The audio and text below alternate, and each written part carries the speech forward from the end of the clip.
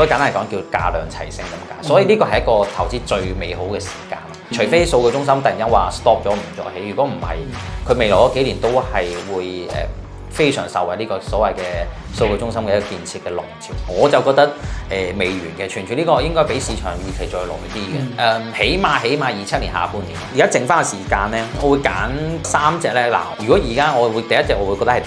因為第一頭先我講咗估值低穩陣啦。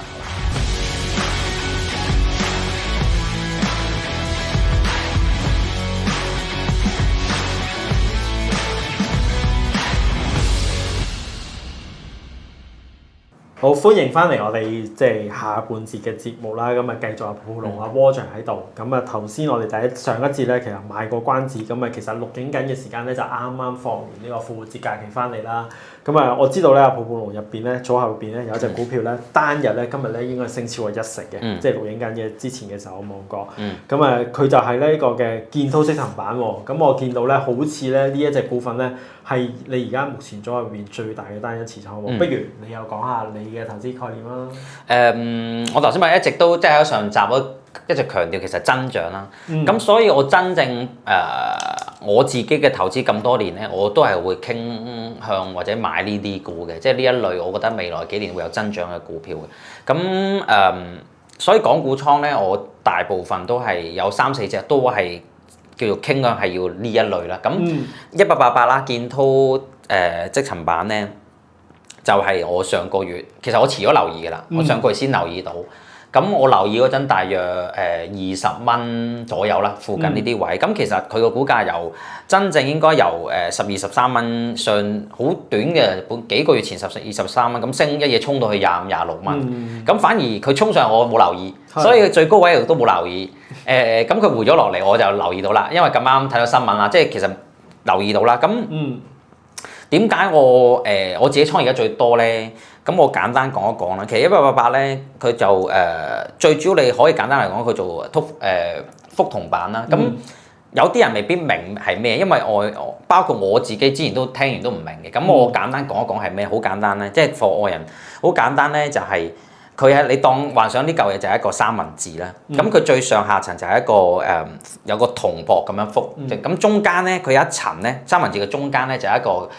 絕緣板嚟嘅，咁佢目的咧就係令到啲電咧唔會亂流。咁上下嗰兩個咧後就係電路板嘅半製成品。咁最尾啲工程師會再整一整，咁就變咗電路板啦。即係咁用喺邊啲咧？咪就用喺平時我哋手機電腦啊嗰啲啦。咁本身呢個係一個我哋喺現前理解呢嚿嘢其實係一個傳統業務嚟。因為其實點解叫傳統咧？因為手機同電腦其實現喺呢個世界入面咧，行業增長已經叫做頂㗎啦。其實即係紅海嚟㗎啦。咁所以佢估值本身亦都唔高啦，即係有一個正常嘅估值咁樣啦，工業股。咁但係因為受惠 AI 咯，因為呢個世界其實而家好多嘢都係因為呢樣嘢。咁 AI 要大量建設呢個伺服器啦，建設呢個數據中心，咁要用到呢嚿嘢，都要用到呢嚿嘢。咁變咗第一個需求增長咗好多啦，突然間多咗。你當本身兩嚿嘢，一個手機一個電腦，而家多咗一個數據中心，呢變咗3嚿嘢。而呢嚿嘢係極大咁樣極高速咁增長緊。最重要仲係咩咧？佢咧嗰個佢哋要求嗰個傳輸速度咧，比起手機同電腦更加高啊！因為大家而家都知 AI 嗰啲嘢要快，要多同快，咁所以咧變咗佢嗰個要求高咗，咁要求高咗自然就嗰個成本啊咩高咗，咁所以咧1888嗰個毛利率亦都高咗，所以簡單嚟講叫價量齊升咁解。所以呢個係一個投資最美好嘅時間咯。就係佢又賺多，佢又即係 product 賺多咗啦，仲可以再每件 product 又賺多錢咯。咁所以佢就好受惠 AI 嘅增長，變咗未來幾年，除非數據中心突然間話 stop 咗唔再起，如果唔係，佢未來嗰幾年都係會非常受惠呢個所謂嘅數據中心嘅一個建設嘅浪潮。所以點解我特別 buy 佢咯？但係怕唔怕佢即係仲係一隻好有周期性味濃嘅一啲周期股啊？即係因為過去即係其實講緊覆銅面板啊、PCB 板啊呢一類咁嘅即係做呢啲咁嘅材料嘅公司咧，其實都面對一個就周期性嘅一個即係轉變。係啊，其實即係你所以點解我哋要睇我通常投資唔會話睇5年10年咯，因為其實如果假設有人同你講話呢2年好勁咧，咁如果你股價唔係升得好勁咧，其實我就覺得就買得㗎啦，因為你唔使諗2-3年後嘅嘢，因為2-3年後嘅嘢其實你冇人話，即係我做投資啦，好靈冇人話你一定要 hold 到死㗎嘛，即係其實周期股有周期股玩法就係你可以升嗰陣買，咁你覺得差唔多咪走咯。嗯同埋佢雖然有週期股概念，其實喺即係分享下少少知識，其實你唔好講佢啊，你講大家以前最熟嘅台積電或者 NVDA 啦，其實以前都係週期股嚟嘅，因為以前唔係咯，以前都係佢都係做呢一類啫嘛，都係手。咁但係因為 AI 之後，其實佢已經第一平滑咗個週期啦，第二呢個 AI 到 so far 由23年開始到而家未完，仲要起碼市場預計到27、28年仲係增長緊嘅。咁所以我或者咪講話 foresee 嗰未來2-3年都會增長，咁我就會買嘅。咁你話譬如28年之後啦，假設個例子就係佢數據中心開始嘅，大家起得差唔多，開始唔再起或者放緩，咁嗰陣你就走咯，即係類似嘅 concept 啦。即係有咩你覺得開始你見到放緩嘅跡象，咁你就走咯。即係唔使話一定要同佢話揸10年8年。咁但係呢1-2年好勁，咁 OK，咁公司又肯派息，加埋間公司又肯派特別息啦。即係整體嚟講，你會覺得係值得入嘅一個位咯。咁啊講開個即係所謂 super cycle 啦，咁大家知道啦，美國就熱炒呢啲咁嘅即係內存芯片嘅概念啦。我知道你都好似有留意呢類相關嘅股份喎，尤其是好似喺譬如 ScanDisk 啊、Micron 啊、Seagate 啊、Western Digital 呢幾間公司啦。咁不如你都講下你點樣睇啊？呢個 super cycle 係咪都係同你即係睇好即係建滔積層板係同一個 logic 啊？建滔咧，簡單嚟講，你話佢係咪超級週期？其實佢就唔算超級週期，屬於一個大週期，一個勁嘅週期。因為 AI 成個都係一個勁嘅週期。咁但係存儲股嗰幾隻咧，就真係 super cycle。點解咧？因為佢真係供不應求得好緊要，即係佢除咗景氣度高之外，佢供不應求得好緊要，所以咧佢個價格係賺得好誇張。如果我冇記錯或者分析錯咧。Samsung 啦 ，Samsung 都係一隻今年會受惠得好勁嘅股，佢預計應該冇理解到，佢預計今年嘅一個利潤咧，有機會應該係全球上市公司第一啦，係利潤啊，都幾誇張，就係因為佢嗰個賺嗰一 part 賺得好多嗰幾億嗰一 part。咁講翻你話我點睇呢個存儲嘅 super cycle？ 因為其實呢個 super cycle 咧喺我投資我分享咧，我喺上年9月10月開始分享㗎啦。其實咧。嗰陣市場都仲未係，即係有人已經講喺啲投行分析員有啲有已經出報告話佢係 super cycle，但係嗰個未形成共識嘅。股價升咗開始升，但係未形成共識，好多人都半信半疑啦。而家就啲人信晒㗎啦，因為而家真係證明咗㗎啦，因為啲價個利潤升賺得太多啦。而家嘅矛盾點在於，或者個分歧點在於呢個 super cycle 幾時完？有啲公司有啲投行喺市場會預期27年上半年開始就會明顯供求就會開始叫做平衡翻，咁就簡單係咁嘅啫，個價格會跌翻啲。咁有啲就會預計去到27年下半年甚至乎28年，所以而家投資存儲嘅最大嗰個分歧或者最大嘅難度在於究竟呢個週期 super cycle 幾時完？如果係27年上半年，其實就要開始睇位走，即係假設如果你自己分析覺得27年上半年，但係如果你覺得28年咧，咁就唔同啦，因為咧呢一年咧賺嘅錢係等於現前可能賺10年嘅錢，尤其是呢啲學你話齋，其實咧Micron 嗰啲又好 SanDisk 都係真係週期都好緊要，好似 SanDisk咁前2年仲要係蝕錢嘅，所以點解你見到佢股價升得咁勁，就係因為佢前2年個估值係用緊蝕錢嘅估值，而家係講緊賺大錢嘅估值，所以嗰個可以升幅係10倍計咯。咁變咗你要小心就係話佢究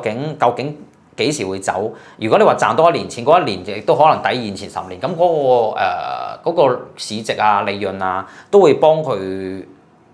叫做 cover 好多，所以或者叫做 party 未完，咁就唔好咁容易走。所以你呢個就真係睇一睇我自己嘅睇法啦。我就覺得未完嘅，存儲呢個應該比市場預期再耐啲嘅，起碼27年下半年咯。咁所以我自己覺得而家我哋 moment 係26年嘅4月啦，我覺得就唔使太擔心住，反而去到下半年我就會覺得開始要更加謹慎啲，因為股市一定係早過股價一定係早過嗰個行業見頂嘅，因為大家知啦，第一有 smart money， 大家都會驚到期，大家都唔想去到，簡單嚟講，大家都唔想去到山頂先接火棒。冇錯。一山頂之後咧，永遠冇人嘅後面。不過咧，我分享多少少存儲，佢有個好處係咩咧？佢而家行業做緊一啲改變，令到個週期冇咁波動嘅嘢，包括簽啲長約，同啲 Google 啊、Microsoft 簽緊啲長約，可能平滑咗個週期。亦都會有開始有啲創新，例譬如我要 prepayment 收預付款，即係明明以前就一定冇嘅，以前一定係話我要落單咁你做到俾我先俾錢，而家就話可能要收部分訂金，又令到成個 risk 低咗，所以有啲位可能令到市場會再慢慢叫重新 revaluation 咯。咁啊，香港有兩隻啦，三星同埋海力士都有咩2倍槓桿啦。咁你自己有冇持倉或者你有冇參與啊？我開頭有參與過嘅，咁而家嘅呢個位我就冇嘅，因為太波動啦。尤其是你知3月咧，個市咁樣挫上挫落咧，咁對啲槓桿產品有啲損耗嘅成本啦，即係呢個大家自己可以再研究下，即係呢樣嘢係會永遠都賺唔翻嘅，即係呢個損耗成本係永遠就冇嘅，冇咗就冇咗噶啦。所以咁波動嘅市咧就唔太，我自己唔會玩槓桿呢啲產品，特別即係有呢啲叫損耗嘅產品咧，咁所以咧呢啲產品比較適合係你覺得個順風咧，所以你覺得單邊上行市嘅就嗰陣時間去買咯。咁你話咁你？最大嘅問題就係咁幾時就單邊上行市咧？所以咧其實就變咗你變咗你更加對我哋投資者就係個難度更加高啦。你要除咗睇啱隻股，你仲要睇啱個時機喎。即係可能舉個例子啊，海力士咁樣，我當初第一次分享嗰陣係50-60萬啫，喺美韓股。咁我覺得會值100萬嘅。嗰陣就係9月10月嗰陣啦。咁係啊，我啱咗嘅，係去食100，而家今日都100萬。咁但係佢中間都錯㗎，即係你即係你所謂嘅分析就係選股啦，咁你第二就係操作，你揀隻7709啦，咁你可以錯死你嘅，咁未必賺到錢嘅。就算你睇啱100萬，好坦白講，我第一陣我直情係輸錢，跟住後尾賺翻咯。咁但係即係我唔係話賺，即係揀啱隻股或者分析啱就一定賺錢，即係呢啲就會多咗你個難度分會幫你再提高咗咯。所以就即係要對投資嚟講，你更加要小心揀呢啲股。即係你最好就係覺得單邊上行市先嚟玩就會好啲。咁當然啦，你話要分咁又另一個難度分，咁所以咪賺多啲錢咯。如果揀得啱嘅，係啦。咁啊講開成個 AI 賽道啦，咁我知道咧，除咗即係頭先我哋講話呢啲內存芯片啦之外咧，其實你都好似都幾睇好呢個光通訊啊，或者一啲 CPU 嘅股份喎，甚至乎頭先你講咪後咧，頭先同我分享咗另外一隻股份。不如講下點解睇好呢幾個？嗱，首先存儲同光通訊咧，我就唔特別再刻意講，因為其實而家呢個 moment 啦，全世界都知㗎啦。因為而家已經4月，其實你用 sector 嚟講美股啦，跑出嚟嘅，我哋唔好講話戰爭嗰受惠咗油嗰隻咧，真正科技股跑出嚟係得呢兩個 set，大 sector 係得呢兩隻啫。即係你見到嗱，SanDisk 咧而家盤係700幾，接近800蚊啦，已經接近新高啦。咁光通訊我以最 hit 嘅或者最 hot 嘅 LIT 為例，已經係即係前2日破咗新高添嘅。喺伊朗戰爭未完，佢已經破咗新高。咁你已經睇得出其實光就好勁啦，存儲都唔差啦，完全係。咁即係呢兩隻熱到大家，我相信有投資美股都知道咩事㗎啦。咁我就覺得第一即係我作為投資我都會諗一諗。咁第一呢兩個行業其實已經炒咗唔少時間㗎。我唔排除仲有得炒嘅，坦白講，我都覺得有，我自己都持有嘅，即係短期都仲有。但係坦白講，再向上嘅水位未必太高，特別係光，因為光嗰個估值其實都幾高㗎啦。以 LIT 為例，我仲記得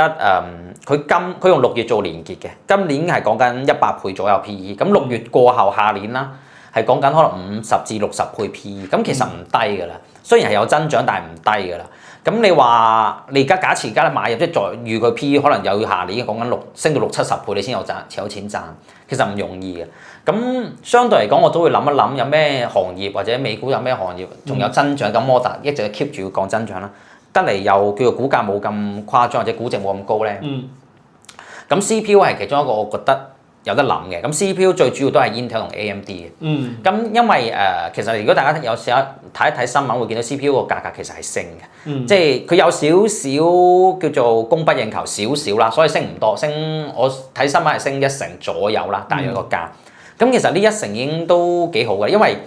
價格升1成咧，其實成本冇咁多過㗎。咁即係整體嚟講，利潤可能超過1成以上，淨係呢一 part。咁再加埋本身個需求大咗，所以又會賺多咗。咁喺我哋做緊呢個節目，我睇 Intel 嘅夜盤係新高添。咁 AMD 都升啦。咁整體嚟講，我就覺得佢哋有少少可以叫做追落後可能，同埋佢哋都有增長嘅。只不過佢哋冇咁好嘅 LIT 或者即係冇光通訊同埋存儲咁誇張一個增長。所以整體嚟講，我覺得你話譬如第二梯隊或者第二主力，我會擺呢一啲啦。咁 Dell 咧有少少佢自己獨立少少嘅，咁佢屬於你當佢係兩個，佢簡單係嗰兩個行業啫。第一個行業就係個人電腦，電腦嗰 part 啦。咁電腦嗰 part 咧，你當而家五開啦，另外一 part 就係 AI server。咁電腦嗰 part 其實係差嘅，坦白講係第一屬於傳統行業。仲要行緊下，Dell 仲要行緊下波，本身唔係太好，所以咧你見到 Dell 唔計呢一個3月咧，2、3月咧，佢係整體個股價係冇乜起色嘅，原因就係因為俾呢個個人電腦嗰 part 拖低，同埋頭先我哋咪講存儲個價格咧，即係記憶體價格其實上升對佢不利，因為佢成本上升咗，咁佢又唔可以譬如我舉個例子，佢個成本多咗1000蚊，佢唔可以真係直接加價1000嘅，其實因為而家個人電腦咧已經唔係咁好賣，你仲要再加價1000咧仲難賣。咁所以喺佢未出業績之前，其實 Dell 係個走勢麻麻，因為市場就係驚呢一 part。但係咧，佢出咗業績就比我想像中好睇咗。佢因為頭先話講有2 part 嘅，另外嗰 part 就係 AI server 嗰 part，佢個訂單好多，咁就令到咧佢市場對佢有少少改觀，就係話哇，原來你呢 part 增長咁勁，就反而對你舊嗰 part 嗰個業務咧，傳統業務就相對上本身已經叫算佢 price in 咗咁差啦。咁好嗰 part 反而比上中再好啊，因為 AI server 嗰 part 嗰個業務訂單量咧係都爆得幾勁啊呢一季。咁所以我就覺得加埋個估值好低，其實佢而家估值咧用科技股嚟12、13倍咋。咁當然就因為點解會咁低？其中一 part 就因為個傳統業務拉低咗啊嘛。咁但係你比較安心咯。如果大家留意下 Dell 咧喺3月成個戰爭，大家可以睇下個股價圖係冇乜點回過嘅，即係佢係你用業績嗰日計後咧係升添嘅，係啦，咁所以整體其實 Dell 係你有少少你唔好預佢急升得好勁，我都有分享我自己直播就係話你預佢慢牛嘅格局咯，但係就波幅會細啲，因為個估值低啊嘛。好，咁啊講到呢度，不如我哋又翻嚟港股啊！你嘅行家另外一啲 KOL 似乎咧特別睇好呢隻美團。我哋上一節咧就講過啦，你個倉咧就啱啱就好似冇呢啲咁嘅平台股，你點樣睇美團咧？美團其實咧我都公開講咗幾次，美團咧其實佢個基本面就真係冇乜改善嘅，即係大家知啦，內卷啦、戰爭外賣嗰個戰役啦。佢唯一嘅有少少唔同咗就係3月咧就市場監管局出咗聲啦，就話代賣大戰應該結束啦，咁就爆一爆。咁你話呢一 part，我覺得咧，我自己有分享過，其實佢就會變，佢會令到呢個戰役會變相嘅競爭，唔會直接補貼。佢簡單嚟講，佢就唔中意啲人直接補貼。咁但係好坦白講。你咁樣咧，即係令到個競爭，譬如假設我係京東，我會好唔腳，因為你變咗大哥係美團，第二就係餓了麼嘛。咁我想打入去，你又話唔俾我直接補貼，咁但係我唔會無啦啦咩都唔做，就睇住你大哥同咁嘅，又食翻個市場份額。咁佢會做其他嘢，包括呢個世界其實好多嘢係唔使直接補貼都會有競爭。包括可能 let's say，可能我舉個例子啦，佢唔中意直接補貼啫，可能話你買有幾多積分又俾就可以送一杯俾你，咁類似呢啲嘢咯。咁會用好多另類嘅競爭或者搞啲多啲唔同嘅 function 去做競爭，因為呢個世界咧唔會冇競爭嘅，所以包括各行各業一定都有競爭嘅。如果唔係，你咪永遠做大咪好爽，即係硬腳咁收錢嘅喎，係唔可能。咁所以咧，我自己覺得嗰個戰役係只係唔會咁明朗咁樣話直接你買一杯奶茶，我送你一杯奶茶咁樣咁簡單，唔會咯。但係第一競爭唔會，不過我覺得就係起碼係好咗，即係起碼叫做上面出咗聲，咁你唔可以打得咁兇狠咯。咁有冇機會 turn around，或者你會唔會有機會轉 view，你都會睇好咧？我就一定會睇好。點解咧？因為頭先我講話冇乜明顯叫做競爭係會一樣有嘅，但係我最緊要對我嚟講係增長。因為其實我咧喺之前未出呢個news 嗰陣咧，我上去睇股價圖，我都覺得話最壞時應該就過咗，因為其實你睇到佢7字頭嗰陣咧，其實你 form 到佢方緊底㗎啦，即係橫行緊，其實佢跌唔係好落㗎啦，同埋講真都跌咁多啦，除非你話個美團真係 touch 緊佢嗰個外賣個地位越嚟越低啦嚇，即係真係嗰個 market share 越嚟越低啦。如果唔係，其實佢點都有一部分，即係佢有一部分嘅 market share，有一部分嘅收入同利潤，佢自然都會有部分嘅市值嘅，佢唔會無限咁跌嘅。所以我就算我自己之前講我都話唔會，即係唔會差到咁，可能放咗底，但係佢唔係好符合我自己選股個邏輯啊。即係就算我覺得佢見咗底，但係除非佢有一樣嘢令我見到，即係如果用美團為例，就係一啲業務上明顯有起色或者有增長點，即係令到頭先我哋分享嗰啲股隻隻都有增長點嘅，係啦。咁而美團可能係佢唯一喺股價嘅起色就係最壞時間過咗，咁就可能我舉個例子，可能由蝕100億變咗蝕50億，或者去到冇蝕嗰種咁嘅概念咯。咁嗰陣股價都會升嘅，坦白講係，但係做唔到長升長有咯。因為呢種係一次性嘅競爭冇咗咁樣啫嘛。係啊。好，咁啊去到最後啦，咁我相信好多觀眾咧都最關心啦，就係去到2026年第二季同埋下半年，究竟Roger 你點樣睇個股市？同埋如果要你揀3隻股份，要喺第二季買入揸到年尾嘅話，你會揀邊3隻咧？嗱，今年咧26年咧，我哋講整體，其實美股港股一樣嘅。我覺得咧成個環境咧會好難。然後我喺年頭講，我已經寫即係年頭我喺度寫26年咧嗰個類似展望就講好難。點解咧？因為你要炒，其實呢個世界而家圍繞住最大嘅增長點，嚟自 AI 同埋數據中心。你如果大家有留意聽到我嘅分享，全部都係圍繞住數據中心啊 AI 嘅，包括頭先我哋講嘅1888建滔又好，Dell 又好，AMD 又或者甚至乎存儲啊光，全部都係因為數據中心建設咁令帶嚟嘅增長咯。呢一 part 咧，其實喺前23年開始已經開始由 NVDA 或者段帶動出嚟啦，到到24、25年都喺度 keep 住叫做有呢個所謂嘅炒作。咁當然啦，佢哋真係有增長嘅。咁但係如果大家留意到，如果有買美股嘅朋友咧，你會留意到咧，其實美股好多上一兩年熱炒嘅行業都死咗，譬如核電啦，有啲譬如炒個算力啦，或者一啲可能算力，即係譬如可能CRWV 嗰啲啦。又或者好多你見到上兩年明星股咧，都真係跌好多，全部咧跌咗起碼3成至5成嘅。咁你見到其實真係可以講到誇張啲係入咗熊市啊！佢哋嗰堆，咁就係因為第一炒估值太高啦，咁市場後面亦都發現佢有啲唔好嘅嘢啦，let's say可能重資產又好，負債高又好，各方面啦。咁所以變咗你今年你可以跑出頭先講就係存儲光通訊啦，但係其實你炒完之後仲有咩可以炒咧？後面仲難啦，所以加埋前幾年嘅估值高咗咧，其實成個市要再向上嗰個動力咧，即係好難大升。我成日都分享就係話，如果啲人要問我今年點睇市，我一定要揀一個嘢，我會揀跌咯。當然未必大唔大跌就要睇有冇一啲誘因或者啲事情發生，但係冇嘅都好難大升㗎啦。因為真係啲估值，你見到連 M7 都而家都喺度話，因為投資又話燒錢，即係你連燒錢都唔得。咁唔燒錢又話你冇增長㗎啦，一定又係唔會升啦。唔燒錢唔會升嘅一定，因為唔燒錢咁你何來增長啊？咁燒錢又話你驚你折舊得太勁，咁變咗今年嚟講都應該幾難成個市啦。我自己睇法就係第二季度咧，因為伊朗戰爭呢一單嘢拖低咗，反而第二季度有機會一個嚟個反彈浪。咁但係你話要可唔可以創新高，我會好保留咯。同埋要揀股揀得好小心咯。今年要玩就係譬如我覺得 Dell 點解我會覺得比較好嘅原因就係佢估值低，咁已經有個保障啦。咁佢訂單只要 keep 到咧，我覺得好就起碼唔會差咯。咁你見到譬如Oracle 嗰啲啊，或者頭先我哋講 CRW 嗰啲，就真係因為負債太重啊，咁就令到市場好擔憂咧。咁就亦都唔同咯。咁變咗要好小心咁揀股咯。咁你話我下半年，你或者咁而家剩翻嘅時間咧，我會揀。你話3隻咧，嗱，如果而家我會第一隻我會覺得係 Dell 咯，因為 Dell 第一頭先我講咗估值低穩陣啦，咁就算推出講個市跌，佢都唔會跌太多嘅，坦白講。咁第二隻如果我揀，我都係會揀，而家嚟講我會揀韓股咯。即係可以同你講，我覺得係 DRAM 都唔錯，新嘅 ETF， 不過就可能冇咁多時間解釋啦。咁就我會揀DRAM 咧，佢係屬於存儲嘅一個 sector 嘅一隻股咯。咁第三隻如果我真係揀，可能我會揀光通訊或者